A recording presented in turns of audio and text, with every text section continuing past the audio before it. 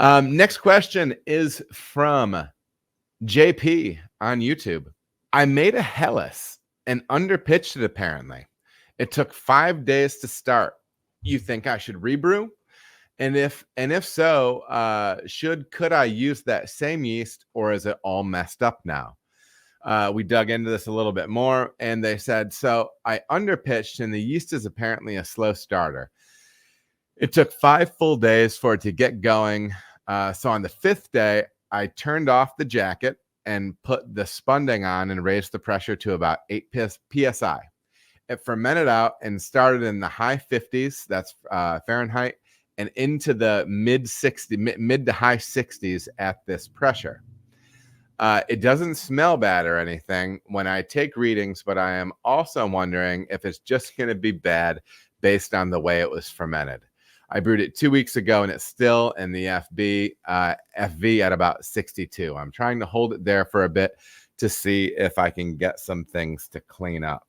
So yeah, JP, I've been in this situation before where I've gotten a pitch of yeast that was not confidence inspiring, and I've had that painful 5-day lag. Every day you come in and you want to see some bubbles and you don't see anything. So you took an interesting measure, which makes sense. You warmed it up, you allowed it to warm up. You did go with a pressure approach here. So by going with the pressure fermentation at this point, you're giving yourself the opportunity of maybe pushing back some of the potential esters that could be formed during this fermentation. So, I see your thought process there. We're really getting down into a situation where it's like, okay, so what do you do? When do you rebrew? Is that yeast worth it? A microscope, and I believe you can do viability. I don't know, man. I mean, you can take some counts on it and look at your viability. It might just be better to start over if you have really bad